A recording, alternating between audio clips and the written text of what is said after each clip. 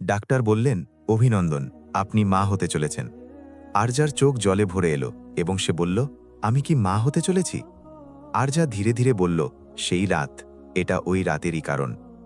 আরিয়ান এটা শুনে ভেঙে পড়বে এবং এই শিশুটিও হয়তো ওর নজরে একটা ভুল হিসেবে গণ্য হবে। আরিয়ান আগের দিনই সই করে সেই কাগজগুলো ওর হাতে ধরিয়ে দিয়েছিল, একটি শব্দ উচ্চারণ না করে। আরজার হাতে সেই কাগজটি ছিল ডিভোর্সের পেপার। ওর মনে এতটা শূন্যতা ছিল যেন কেউ ওর আত্মা বের করে নিয়েছে। আরজা ধীরে ধীরে নিজেকে বলল, হয়তো এটাই সবকিছুর শেষ ছিল, ভালোবাসা, বিশ্বাস, সবকিছুর। অন্যদিকে আরিয়ান পরের দিন সকালেই ওর বিজনেস ট্রিপের জন্য ফ্লাইট ধরেছিল। ওর মনে হয়েছিল এই গল্প এবার শেষ হয়ে গিয়েছে। সকালের সময় ছিল, মুম্বাইয়ের রাস্তায় হালকা রোদ পড়ছিল এবং কফির সুগন্ধ বাতাসে মিশেছিল। কাজের উঁচু অফিস বিল্ডিংসগুলোর মাঝে একটি ছোট ক্যাফে ছিল, ঠিক সেখানেই যেখানে প্রতি রবিবার আরজা এবং আরিয়ান দেখা করত। 10 বছরের সম্পর্ক ছিল ওদের, চড়াই উতরাই, ভালোবাসা, ঝগড়া, সবকিছুই দেখেছিল দুজনে। কিন্তু কেউ কারো স্বাদ কখনো ছাড়েনি। তুমি জানো তো, যখন তুমি প্রথম আমার সাথে দেখা করেছিলে তখন তোমার কাছে শুধু একটা ল্যাপটপ আর অনেকগুলো স্বপ্ন ছিল।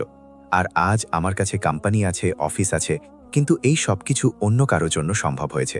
আরিয়ান জিজ্ঞেস করল, কার জন্য? আরজা বলল, তুমি আর কে? ওর মুখে সেই কোমলতা ছিল যা শুধু সত্যি সম্পর্কের মধ্যেই থাকে। সে জানত আরিয়ানের মধ্যে অসীম উচ্চাকাঙ্ক্ষা ছিল এবং তার সাথে সে সেই স্বপ্নগুলো বুনেছিল যা দুজনে মিলে পূরণ করছিল। ব্যাস, এবার বিয়েটা হয়ে গেলেই গল্পটা পূর্ণ মনে হবে। আর মাত্র 2 মাস, তারপর তুমি আমার পুরো পৃথিবী হয়ে যাবে। ওদের বাগদানের 3 সপ্তাহ হয়ে গিয়েছিল। পরিবারের সবাই খুশি ছিল, কোম্পানিও ভালো চলছিল, সবকিছু ঠিক মনে হচ্ছিল। কিন্তু মাঝে মাঝে জীবনকে কারোর নজর লেগে যায়। আরিয়ান বলল, আরজা, তোমার মনে আছে আমি বলেছিলাম না পিসির এক আত্মীয়ের ট্রেনিং দরকার? আমি ভাবলাম ওকে একটা সুযোগ দেওয়া যাক। আরজা বলল, অবশ্যই, সবাইকে সুযোগ দেওয়া উচিত।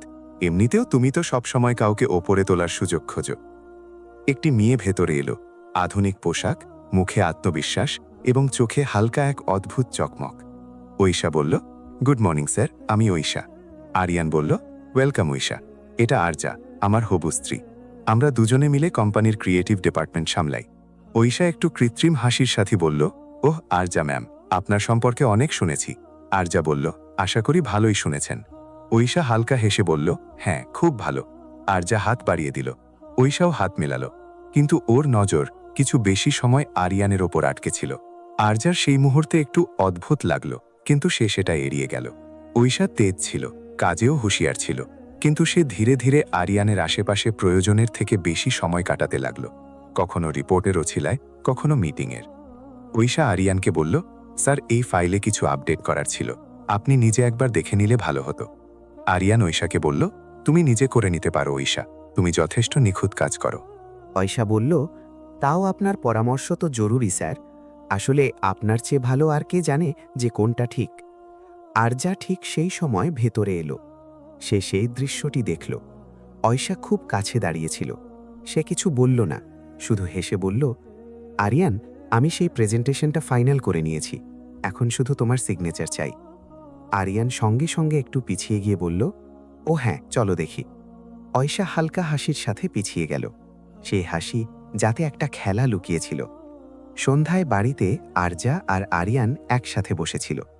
আরজা একটু চুপচাপ ছিল। আরিয়ান আরজাকে জিজ্ঞেস করল, কি হয়েছে, কিছু কি নিয়ে চিন্তিত আছো? আরজা উত্তর দিল, কিছু না, শুধু ওই ঐশা আছে না, একটু অদ্ভুত লাগে ওকে। আরিয়ান বলল, অদ্ভুত কেন? আরজা বলল, জানি না, ওর কথা, ওর চাহনি, সবকিছু তোমার সাথে একটু বেশিই ফ্রেন্ডলি। আরিয়ান হেসে বলল, আরজা, তুমিও না, জেলাসি তোমাকে মানায়, কিন্তু এটা অপ্রয়োজনীয়। ও শুধু একজন ইন্টার্ন। আরজা উত্তর দিল, হয়তো আমি বেশি ভাবছি। সে হাসল ঠিকই, কিন্তু মনে হালকা একটা অস্বস্তি রয়ে গেল। কখনো কখনো আমাদের ষষ্ঠ ইন্দ্রিয় সেটাই দেখে নেয় যা চোখ দেখতে পায় না। আরজাকে ডিনারে ডাকা হয়েছিল। সে ভাবছিল হয়তো আরিয়ান ওকে সারপ্রাইজ দেবে, কিন্তু যা সামনে এলো তা ছিল চরম আঘাত। আরিয়ান বলল, আরজা, আমি তোমার সাথে কিছু কথা বলতে চাই। আরজা বলল, বলো না, এত সিরিয়াস কেন? আরিয়ান জিজ্ঞেস করল, তুমি কাল অংশমানের সাথে ছিলে? আরজা বলল, হ্যাঁ, ও এনজিওর প্রজেক্টটা দেখছিল। কেন? আরিয়ান বলল, তাহলে আমাকে জানানো কি তোমার প্রয়োজন মনে হয়নি? আরজা বলল, আরিয়ান, ওটা প্রফেশনাল মিটিং ছিল, আমি তো সবসময় জানাই না। আরিয়ান বলল, তুমি জানো ঐশা কি বলেছে? ও তোমাকে ওর সাথে ক্যাফেতে দেখেছে, খুব কাছাকাছি হয়ে কথা বলতে দেখেছে। আরজার মুখ শুকিয়ে গেল। সে বুঝতে পারছিল না রাগ করবে নাকি হাসবে। আরজা বলল, তুমি কি আমার থেকে এটা আশা করো যে আমি নিজেকে জাস্টিফাই করব প্রতিটা কথায়? আরিয়ান বলল, আমি শুধু সত্যিটা জানতে চাই। আরজা বলল, সত্যি এটাই যে তুমি আমাকে বিশ্বাস করো না। যদি 10 বছর সাথে থাকার পরেও তোমার কোনো ঐশার কথা বেশি সত্যি মনে হয়, তাহলে হয়তো এই সম্পর্ক এখন বিশ্বাসের উপর নয়, সন্দেহের উপর টিকে আছে। আরজা ধীরে ধীরে উঠে দাঁড়িয়ে বলল, আমি জানি না এই সব কিছু কবে আর কিভাবে বদলে গেল, তবে আমি এটুকু জানি যে আমি সেই একই মানুষ আছি, সেই যে তোমার স্বপ্নে ছিল। হয়তো এখন তোমার স্বপ্নগুলো বদলে গিয়েছে। সে চলে গেল। আরিয়ান সেখানেই বসে থাকল, রাগ আর যন্ত্রণার মাঝে জড়িয়ে গিয়ে। ঐশার কথার বিষ এখন ওর মন পর্যন্ত পৌঁছে গিয়েছিল। কখনো কখনো সম্পর্ক ভেঙে যায় না, শুধু তাতে ফাটল ধরে। আর যদি সেই ফাটলে কেউ তৃতীয় ব্যক্তি বিষ ঠেলে দেয়, তবে ভালোবাসায় ভরা সমুদ্র সন্দেহে ডুবে যায়।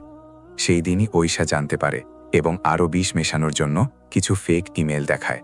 আরিয়ানের খুব রাগ হয়। বৃষ্টির রাত, বাতাসে আর্দ্রতা আর অস্বস্তি মিশেছিল। আরজা একা নিজের ঘরে বসেছিল। সে অনবরত ভাবছিল যে আসলে কি হলো যার জন্য আরিয়ান হঠাৎ এতটা বদলে গেল। ফোনের স্ক্রিন বারবার দেখছিল, কিন্তু কোনো কল আসছিল না। তারপর হঠাৎ দরজায় কলা নাড়ার শব্দ হলো। আরজা ঘাবড়ে গিয়ে জিজ্ঞেস করল, কে? আওয়াজ এলো, আমি আরিয়ান। আরজা দৌড়ে গিয়ে দরজা খোলে। সামনে সেই মুখ যা কখনো ভালোবাসার প্রতীক ছিল, এখন রাগী আর শীতল। আরজা চোখে জল নিয়ে বলল, তুমি হঠাৎ এখানে কেন এলে? সব ঠিক আছে তো? আরিয়ান সোজা ভেতরে এসে বলল, শুধু একটা কথা বলতে এসেছি। আরজা জিজ্ঞেস করল, কি কথা? আরিয়ান সোজা ওর চোখের দিকে তাকিয়ে বিয়ের কথা জানালো। আরজার মুখ জমে গেল। আরজা অবাক হয়ে বলল, বিয়ে? তোমার আর আমার মধ্যে তো? আরিয়ান বলল, হ্যাঁ, আমি জানি আমাদের মধ্যে সবকিছু শেষ হয়ে গিয়েছে, কিন্তু তাও আমি চাই আমরা বিয়ে করি।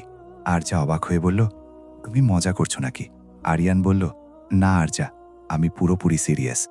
তুমি আমাকে কষ্ট দিয়েছ, এবার আমি সেই কষ্ট তোমার নামে দুনিয়ার সামনে বিলিয়ে দেব।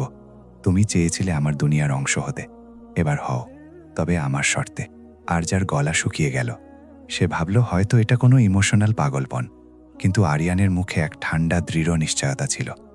আরজা বলল, তুমি যদি আমাকে ঘৃণাই করো, তবে দূরে থাকো না, এই বিয়ে কেন? আরিয়ান বলল, কারণ আমার প্রতিশোধ সেখানেই পূর্ণ হবে যেখানে তুমি আমাকে ভালোবাসা মনে করবে আর আমি তোমাকে শাস্তি দেব। কাল সকাল 11টায় কোর্টে চলে এসো। দরজা বন্ধ হলো এবং আরজার দুনিয়া আবারও ছারখার হয়ে গেল।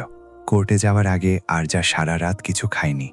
সে বুঝতে পারছিল না কোন অপরাধের শাস্তি সে পাচ্ছে, কিন্তু তাও সকালে সে পৌঁছালো, কারণ ওর মনের কোনো এক কোণে এখনও বিশ্বাস ছিল যে হয়তো আরিয়ানের মন গলে যাবে।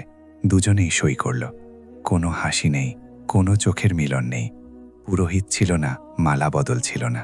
শুধু ঠান্ডা কলম আর শীতল চাহনি ছিল। বিচারক আরজা আর আরিয়ানকে জিজ্ঞেস করলেন, আপনারা দুজনে কি নিজেদের ইচ্ছায় বিয়ে করছেন? আরজা বলল, হ্যাঁ। আরিয়ানও বলল, হ্যাঁ। ব্যাস, একটা শব্দ, আর জীবনের সবথেকে বড় অধ্যায় শুরু হয়ে গেল। বিয়ের পর প্রথম দিন বাড়িতে নিস্তব্ধতা ছিল। আরিয়ানের বাড়ির লোক এই বিয়েতে খুশি ছিল না। সবার মনে হয়েছিল যে আরজা ওকে আগে ধোঁকা দিয়েছে আর এখন বাধ্য হয়ে বিয়ে করেছে। আরজা সব শুনতে থাকল, কোনো সাফাই না দিয়ে, কোনো কথা না বলে। আরিয়ানের মা বললেন, আমার তো মনে হয় এই মেয়ে আবারও কিছু একটা করবে। এই ধরনের মানুষরা শোধরায় না। আরিয়ান সবাইকে বলল, মা, আমি সিদ্ধান্ত নিয়ে নিয়েছি, এখন ব্যাস এটা ভুলে যান। রাতে ঘরে দুজনে মুখোমুখি দাঁড়িয়েছিল। আরজার চোখে এখনও আশা ছিল, আর আরিয়ানের মুখে প্রতিশোধের শীতলতা। আরজা বলল, তুমি এমন কেন করছো আরিয়ান? আমি কি করেছি যে তুমি এতটা ঘৃণা করতে শুরু করলে? আরিয়ান বলল, তোমার মিথ্যে আমাকে ভেঙে চুরমার করেছে। আরজা কাঁদতে কাঁদতে বলল, তুমি যা শুনেছ সব মিথ্যে। আরিয়ান বলল, আরজা, এখন থেকে প্রতি মুহূর্তে আমি তোমাকে সেই যন্ত্রণাই অনুভব করাবো যা আমার হয়েছে। আরজা কাঁদতে কাঁদতে আবার বলল, তুমি যা শুনেছ সব মিথ্যে। আরিয়ান চিৎকার করে বলল, ব্যাস, আর মিথ্যে শুনতে চাই না। এখন থেকে এই বাড়িতে তোমার কোনো জায়গা নেই, শুধু নাম আছে, আত্মা নেই। সে চলে গেল। আর আরজা মাটিতে বসে পড়ে নিভৃতে ভেঙে পড়ল। কিন্তু তাও ওর আশা ছিল যে একদিন সব ঠিক হবে। আরিয়ান বাইরে থেকে একই রকম দেখাতো, সফল বিজনেসম্যান, কনফিডেন্ট হাজব্যান্ড, কিন্তু ভেতর থেকে সে এক ঠান্ডা মানুষ হয়ে গিয়েছিল। সে আরজাকে অবহেলা করত। সবার সামনে টিটকিরি দিত, ওকে একা ফেলে রাখত। সে প্রতিদিন প্রতি মুহূর্তে ওকে শাস্তি দিত। আরিয়ান আরজাকে বলল, আরজা, তোমার পার্টিকে আসার কোনো প্রয়োজন নেই। তুমি এমনিতেও এই লোকগুলোর মধ্যে খাপ খাও না। আরজা ধীরে ধীরে বলল, কিন্তু আমি তোমার সাথে থাকতে চাই। আরিয়ান বলল, এখন সেই অধিকার তোমার আর নেই। সে ঘুরে চলে গেল। ঐশা দূর থেকে এই সব কিছু দেখত আর হাসত, কারণ ওর কাছে এই সব কিছু ছিল ওর জয়। আরিয়ান নিজের ঘরে একা বসেছিল। ওর হাতে ওয়াইনের গ্লাস ছিল, 3, 4, হয়তো 5 নম্বর। সে সাফল্যের এত বড় শিখরে পৌঁছেছিল ঠিকই, কিন্তু মনে শুধু একটাই শূন্যতা ছিল, আরজার দূরত্ব। আরিয়ান নিজের মনে কথা বলছিল, ওকে কিভাবে বোঝাবো যে আমার ওকে প্রয়োজন। আমি ওর উপর রাগী নই, নিজের ওপর লজ্জিত। ঠিক সেই সময় দরজাটা ধীরে ধীরে খুলল। বৃষ্টিতে ভিজতে ভিজতে কাঁপতে কাঁপতে আরজা ভেতরে এলো, কান্নায় মুখ লাল, চোখ ফোলা। আরজা রাগের সাথে বলল, তুমি ফোন কেন তোলনি? আমি সারাদিন তোমাকে খুঁজছিলাম। আরিয়ান ওর দিকে তাকালো, মুখে যন্ত্রণা, চোখে নেশা আর মনে ভাঙন। আরিয়ান বলল, কেন খুঁজছিলে? তোমার তো আমার পরোয়াই নেই। আরজা বলল, এমন কথা বলো না, আমি এখনও সেই একই আছি, কিন্তু তুমি অন্য কারোর কথা শোনা পছন্দ করো, আমার কথা নয়। এক ভারী নিস্তব্ধতা ঘরে ছড়িয়ে পড়ল। বৃষ্টির শব্দ বাড়তে লাগল। আরিয়ান উঠল, টলতে টলতে ওর কাছে এলো। আরিয়ান আরজাকে বলল, আমি তোমাকে ঘৃণা করি না আরজা, আমি তোমার থেকে দূরে থাকতে পারছি না। আরজা চোখের জল আটকে বলল, আর আমিও তোমার সাথে লড়তে পারছি না। দুজনের চোখ একে অপরের ওপর স্থির হল। যন্ত্রণা, ভালোবাসা, ভুল বোঝাবুঝি সব একসাথে উপচে এলো। আরজা আরিয়ানের মুখ ধরে ওকে নিজের কাছে টেনে নিল। আরজা আরিয়ানের কাছে গিয়ে বলল, আজ আমি তোমাকে হারাতে চাই না। আরিয়ান ধীরে ধীরে বলল, আমিও না। আর এটাই সেই মুহূর্ত ছিল যেখানে দুজনে একে অপরকে শক্ত করে জড়িয়ে ধরল। দুজনে কাঁদছিল একে অপরের বাহু ডোরে। সেটা নেশা ছিল না, দুর্বলতাও ছিল না। ব্যাস, দুটো ভেঙে যাওয়া মনের একে অপরের মধ্যে শান্তি খোঁজা ছিল। আর সেই রাতেই আবেগ, ঘনিষ্ঠতা এবং যন্ত্রণার কারণে দুজনের মধ্যে সেই সম্পর্ক তৈরি হলো, যার আন্দাজ পরের দিন ওদের ছিল না। পরের দিন সকালে অনুশোচনা আর দূরত্ব। আরিয়ান ওঠে, মাথা ভারী, মন তার চেয়েও বেশি ভারী। ওর পাশে বিছানায় আরজা শুয়ে আছে, ওর বাগদানের আংটিটা চকচক করছে। আরিয়ান ভয় পেয়ে যায়। আরিয়ান হকচকিয়ে বলল, এটা কি হয়ে গেল? আমি কিভাবে? আরজা চোখ খোলে, সেও সমানভাবে ভেঙে পড়েছিল মনে হলো। আরজা আবেগপ্রবণ হয়ে বলল, এটা আমাদের ভুল ছিল না, আমরা দুজনেই মানসিকভাবে ভেঙে পড়েছিলাম। আরিয়ান দূরে সরে গিয়ে বলল, না, এটা ভুল ছিল, আমার এমনটা করা উচিত হয়নি। আরজার চোখে তীরের মতো আঘাত লাগল। ওর মনে হলো সেই রাতটা আরিয়ানের দুর্বলতা ছিল, ভালোবাসা নয়। আরজা বলল, ঠিক আছে, যদি তোমার মনে হয় এটা ভুল ছিল, তবে আমি একে ভুল বলেই মেনে নিচ্ছি। সে উঠে ঘর থেকে বেরিয়ে গেল, এবং সেখান থেকেই দুজনের মধ্যে দূরত্ব আরও বেড়ে গেল। বাড়ির লোক কথা বলা বন্ধ করে দিল। আরজার বাবা মাও ওর বিয়ে মেনে নেয়নি, কারণ সে পালিয়ে বিয়ে করেছিল।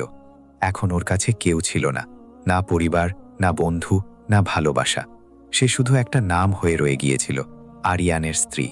একদিন আরজার হাতে সেই কাগজটা ছিল, ডিভোর্সের পেপার। ওর মনে এতটা শূন্যতা ছিল যেন কেউ ওর আত্মা বের করে নিয়েছে। আরিয়ান আগের দিনই সই করে সেই কাগজ ওর হাতে ধরিয়ে দিয়েছিল, একটা শব্দ না বলে। আরজা বলল, হয়তো এটাই সবকিছুর শেষ ছিল, ভালোবাসা, বিশ্বাস, সবকিছুর। সে চোখের জল মুছে চুপচাপ নিজের বাড়িতে চলে গেল, যেখানে বিয়ের আগে সে থাকত। অন্যদিকে আরিয়ান পরের দিন সকালেই ওর বিজনেস ট্রিপের জন্য ফ্লাইট ধরেছিল। ওর মনে হয়েছিল, ব্যাস, এবারেই গল্প শেষ হয়ে গিয়েছে। কিন্তু ভাগ্যের হয়তো তখনও একটা শেষ মোড় বাকি ছিল। দুদিন পর আরজা অনুভব করল যে ওর শরীর দুর্বল হয়ে পড়ছে। সে ডাক্তারের কাছে গেল এবং স্তব্ধ হয়ে গেল। ডাক্তার বললেন, অভিনন্দন, আপনি মা হতে চলেছেন। আরজার চোখ জলে ভরে এলো এবং সে বলল, আমি কি মা হতে চলেছি? আরজার বুক ধড়ফড় করতে থাকে, চোখে যন্ত্রণা আর ভালোবাসা দুটোই আসে। আরজা ধীরে ধীরে বলল, সেই রাত, এটা ওই রাতেরই কারণ। সে দেয়ালের গায়ে হেলান দিয়ে দাঁড়িয়ে পড়ল, কারণ সে জানত আরিয়ান এটা শুনে ভেঙে পড়বে এবং এই শিশুটিও হয়তো ওর নজরে একটা ভুল হিসেবে গণ্য হবে। সে নিজের পেটে হাত রেখে বলল, তুই আমার সাহারা হবি, শুধু তুই। তোর বাবা এখন আমাকে বুঝবে না, কিন্তু একদিন উনি সত্যিটা নিশ্চয়ই জানতে পারবেন। কখনো কখনো একটা রাত যা দুটো ভেঙে যাওয়া মনের দুর্বলতা মনে হয়, সেটাই জীবন বদলে দেওয়ার মতো হয়ে দাঁড়ায়। আর যা এখন শুধু নিজের জন্য বাঁচছিল না, ওর ভেতরে একটা স্পন্দন ছিল যা আরিয়ানের ছিল, এবং যাকে আরিয়ান হয়তো আপন করে নিতে চাইবে না। আসল তুফান এলো সিঙ্গাপুরের এক আলিশান হোটেলে সকাল ৮টার সময়, বিজনেস ব্রেকফাস্টের সময়। আরিয়ান মিটিং টেবিলে বসেছিল, সামনে ক্লায়েন্টরা ছিল এবং সাথে ঐশাও ছিল, যে এখন কোম্পানির প্রজেক্টে ওর ডান হাত হয়ে উঠেছিল। সে হাসছিল, সেই একই মিথ্যে মাসুম হাসি যার নিচে ওর সব পাপ লুকিয়েছিল। মিস্টার রাজ আরিয়ানকে বললেন, মিস্টার আরিয়ান, আমাকে বলতেই হচ্ছে, আপনার অ্যাসিস্ট্যান্ট ঐশা যথেষ্ট স্মার্ট মহিলা। আরিয়ান হালকা হেসে বলল, হ্যাঁ, ও ইদানিং খুব ভালো সাপোর্ট দিচ্ছে। মিস্টার রাজ ধীরে ধীরে বললেন, সাপোর্ট নাকি স্ট্র্যাটেজি? আরিয়ান অবাক হয়ে বলল, আপনি কি বলতে চাইছেন? রাজ নিজের ফাইল খুললেন এবং সেখান থেকে কিছু প্রিন্ট আউট বের করলেন। মিস্টার রাজ বললেন, এই দেখুন, এগুলো সেই ইমেলের কপি যা আপনার কোম্পানির কনফিডেন্সিয়াল ডেটা আমার কম্পিটিটরকে পাঠানো হয়েছিল, আর এগুলো পাঠানো হয়েছে ঐশা সিংয়ের সিস্টেম থেকে। আরিয়ান পেপারগুলো তুলে দেখল।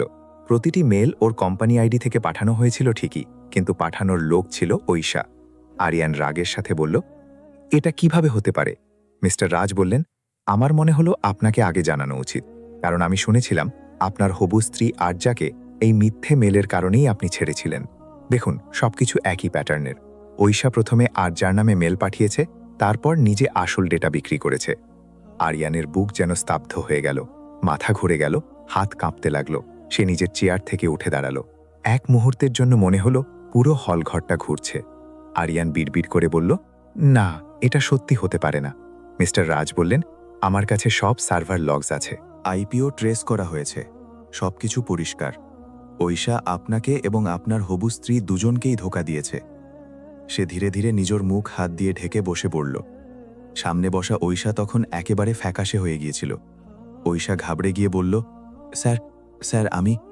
আরিয়ান রাগে উঠে দাঁড়িয়ে বলল, ব্যাস, তুমি আমার জীবন বরবাদ করে দিলে। তুমি আমার আরজাকে আমার থেকে দূরে করে দিলে। ও নির্দোষ ছিল, আর আমি ওকে ঘৃণা দিয়েছি। আরিয়ান নিজের চেয়ার পেছনে ঠেলে দিয়ে ঘর থেকে বেরিয়ে গেল। বৃষ্টি শুরু হয়ে গিয়েছিল, আকাশও যেন ওর সাথে কাঁদছিল। আরিয়ান তৎক্ষণাৎ ফ্লাইট ধরে ফিরে এলো এবং নিজের ঘরে আরজাকে খুঁজতে লাগল, কিন্তু সে ঘর ছেড়ে নিজের বাড়িতে চলে গিয়েছে, এমনটা ওর মা জানায়। সে তৎক্ষণাৎ আরজার বাড়ির দিকে রওনা দিল। রাতে বৃষ্টি হচ্ছিল। সে গাড়িতে নিজের সাথেই কথা বলছিল কোনো পাগলের মতো। আরিয়ান কাঁদতে কাঁদতে নিজের সাথে কথা বলছিল, আমি সব হারিয়ে ফেললাম। ও আমার সাহারা ছিল, আমার পৃথিবী ছিল, আর আমি ওকে মিথ্যে অভিযোগে ডুবিয়ে দিলাম। কেন শুনলাম না আমি ওর কথা সেদিন? ওর বিল্ডিংয়ের নিচে দাঁড়িয়ে সে ফোন বের করল। কাঁপতে কাঁপতে আরজার নাম্বার ডায়াল করল। কল কানেক্ট হলো। কিছু মুহূর্তের নিস্তব্ধতা, তারপর একটা চেনা আওয়াজ। আরজা ঠান্ডা গলায় বলল, হ্যালো। আরিয়ান চোখে জল নিয়ে ভাঙা গলায় বলল, আরজা, আমি আরিয়ান। আরজার আগের সাথে বলল, কি চাই তোমার এখন? আরিয়ানের গলা কাঁপছিল। সে বলল যে, শুধু একবার শোনো, আর জলদি নিচে গার্ডেনে এসো। আরজা নিচে আসে এবং দেখে যে আরিয়ান বৃষ্টিতে ভিজছে। আরজা জিজ্ঞাসা করল, তুমি তো ইউএসএ গিয়েছিলে মিটিংয়ের জন্য, এখানে কি করছো তুমি? আরিয়ান জানালো যে, আমার থেকে অনেক বড় ভুল হয়ে গিয়েছে। আমি সব জানতে পেরেছি আরজা, সব মিথ্যে ছিল, ও সব ঐশার খেলা ছিল। আরিয়ান কাঁদতে কাঁদতে আরজাকে বলল, আরজা, আমার থেকে অনেক বড় ভুল হয়ে গিয়েছে। আমি সব জানতে পেরেছি। ঐশা ওইসব মিথ্যে ইমেল, ষড়যন্ত্র সব কিছু করেছে। আরজা ধীরে ধীরে বলল, এখন কেন বলছো এসব? আরিয়ান বলল, কারণ আমি প্রতি মুহূর্তে তোমাকে শাস্তি দিয়েছি যখন তুমি নির্দোষ ছিলে। আমি তোমার ভালোবাসা, তোমার বিশ্বাস সব ভেঙে দিয়েছি। সে ওর সামনে হাঁটু গেড়ে বসে পড়ল। আরিয়ান বলল, আমাকে ক্ষমা করে দাও আরজা, আমার থেকে অনেক বড় ভুল হয়েছে। তোমার প্রতিটি চোখের জল আমার অপরাধ, কিন্তু এখন আমি তোমার সাথে থাকতে চাই, তোমার জন্য, আমাদের বাচ্চার জন্য। আরজা চোখে জল নিয়ে বলল, ক্ষমা করা সহজ নয় আরিয়ান।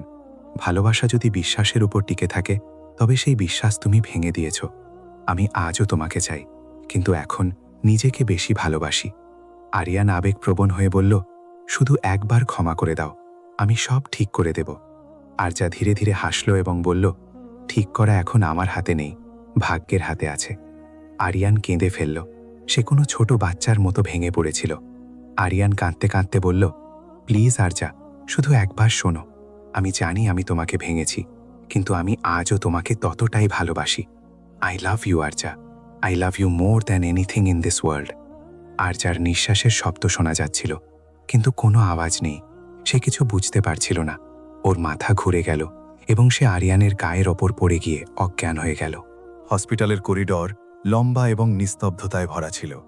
ওর মুখ ফ্যাকাশে হয়ে গিয়েছিল, ঠোঁট শুকিয়ে গিয়েছিল। নার্সরা ছোটাছুটি করছিল। বাইরে আরিয়ান এবং ওর বাড়ির লোক ঘাবড়ে দাঁড়িয়েছিল। আরিয়ানের মা ডাক্তারকে জিজ্ঞেস করলেন, ডাক্তার, আমাদের বৌমার কি হয়েছে? ও ঠিক আছে তো? ডাক্তার বললেন, আপনারা শান্ত হন, আমরা পুরো চেষ্টা করছি। এখন ওর অবস্থা আশঙ্কাজনক। আরিয়ানের বুক ধড়ফড় করছিল। সে নিজেকে নিজে অভিশাপ দিচ্ছিল, যদি আমি এতটা যন্ত্রণা না দিতাম, যদি আমি ওর উপর বিশ্বাস করতাম। সে দেয়ালের ধারে দাঁড়িয়ে পড়ল, চোখে জল ভরে এলো। আরিয়ান ধীরে ধীরে বলল, ভগবান, শুধু একবার ওকে বাঁচিয়ে নাও, আমি সব ঠিক করে দেব। ডাক্তার ঘর থেকে বাইরে এলেন। প্রায় আধ ঘন্টা পর দরজা খোলে। ডাক্তার বাইরে আসেন, মুখে গাম্ভীর্য এবং স্বস্তির মিশ্রণ। ডাক্তার বললেন যে রোগী এখন বিপদমুক্ত। সবাই স্বস্তির নিঃশ্বাস ফেলল। আরিয়ান এগিয়ে গেল। আরিয়ান ডাক্তারকে জিজ্ঞেস করল, ডাক্তার, কি হয়েছিল ওর? ডাক্তার একটু হেসে বললেন যে ও খুব স্ট্রেসে ছিল। আর একটা কথা আপনারা হয়তো জানেন না, আপনার স্ত্রী মা হতে চলেছেন। সেই শব্দ শুনে যেন সময় থমকে গেল। আরিয়ানের হৃদস্পন্দন এক মুহূর্তের জন্য বন্ধ হয়ে গেল। আরিয়ান অবাক হয়ে বলল, কি বললেন আপনি? ডাক্তার বললেন, হ্যাঁ, আর হয়তো আপনার জানা উচিত, ও কাল সন্ধ্যায় আমার কাছে এসেছিল। খুব চিন্তিত ছিল। ও বলেছিল যে ও কাউকে কিছু জানাতে চায় না, কিন্তু ওর অবস্থা দেখে মনে হয় ওর ইমোশনাল সাপোর্টের সবথেকে বেশি প্রয়োজন। আরিয়ানের চোখ ভরে এলো। ওর মনে হলো যেন কেউ ওর বুকে আঘাত করেছে, কিন্তু এইবার এই যন্ত্রণা সাজা নয়, অনুশোচনার ছিল। আরজা হাসপাতালের বেডে শুয়েছিল। ওর মুখে শান্তি ছিল ঠিকই, কিন্তু চোখের নিচে গভীর ক্লান্তি। আরিয়ান ধীরে ধীরে ঘরে এলো। পা খুব সাবধানে ফেলছিল, যেন ভয় পাচ্ছিল যে ওর আশাতে আরজা আবার না ভেঙে পড়ে। সে ওর পাশে এসে বসল এবং ধীরে ধীরে ওর হাতটা ধরল। আরিয়ান ধীরে ধীরে বলল, আরজা, তুমি শুনতে পাচ্ছ তো? আরজা চোখ খুলল।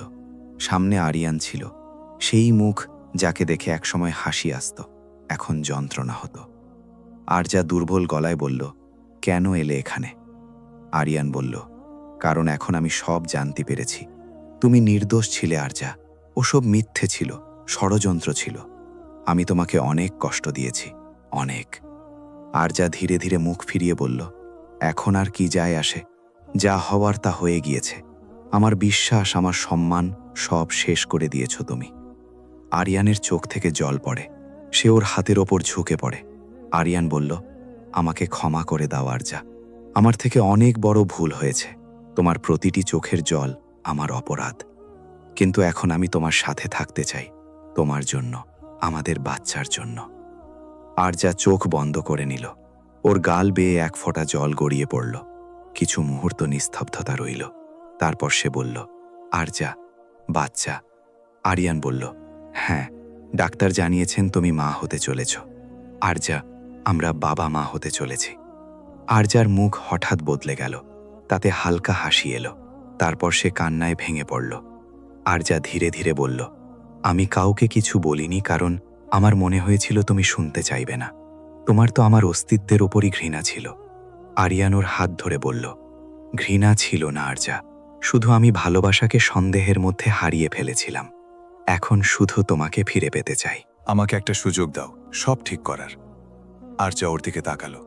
চোখে যন্ত্রণা, কিন্তু কোথাও না কোথাও সেই পুরনো ভালোবাসাও ছিল। সে ধীরে ধীরে হাসল। আরিয়ান ওর কপালে চুম্বন করল। ওর চোখ দিয়ে গড়িয়ে আসা জল আরজার হাতের পাতায় পড়ল, যেন কোনো পুরনো অপরাধের প্রায়শ্চিত্ত। কিছুদিন পর আরজা হাসপাতাল থেকে ছুটি পেল। বাড়িতে প্রথমবার নিস্তব্ধতার জায়গায় খুশির জোয়ার এলো। বাড়ির লোক যারা আগে ওকে সন্দেহের চোখে দেখত, এখন ওকে চারপাশ থেকে ঘিরে থাকত। আরিয়ান সব সময় ওর সাথে থাকত। ওষুধ, খাওয়া দাওয়া, ঘুম, সবকিছুর খেয়াল রাখত। ওর চোখে এখন সেই শীতলতা নেই, শুধু অনুশোচনা আর স্নেহ আছে। আরিয়ানের মা আরজাকে বললেন, মা, আমাদের ক্ষমা করে দিস। আমরাও না জেনে অনেক কিছু বলেছি। তুই অনেক সহ্য করেছিস। আরজা নম্রতার সাথে বলল, কোনো ব্যাপার নয় মা, কখনো কখনো ভাগ্য আমাদের শেখানোর জন্য কষ্ট দেয়। কিছুক্ষণ পর ওরা দুজনে নিজেদের ঘরে এলো। আরিয়ান এগিয়ে এলো, আরজার হাত ধরল এবং বলল, আরজা, এখন থেকে আমি তোমাকে কোনো কিছুর অভাব বুঝতে দেব না, না ভালোবাসার, না সম্মানের। এই বাচ্চা আমাদের ভেঙে যাওয়া সম্পর্কের নয়, আমাদের নতুন করে তৈরি হওয়া বিশ্বাসের প্রতীক হবে। আরজা হাসল, হালকা, সত্যি এবং মন থেকে। ওর মুখে সেই পুরনো চকমক ফিরে এসেছিল। কখনো কখনো ভালোবাসা ফিরে আসে, কিন্তু সেটা সেরকম হয় না যেরকমটা চলে গিয়েছিল। সেটা আরও গভীর হয় এবং আরও সত্যি। আরজা ক্ষমা করেছে ঠিকই, কিন্তু ভুলে যায়নি। আরিয়ান শিক্ষা নিয়েছে এবং আর কখনো সেই ভুল করেনি।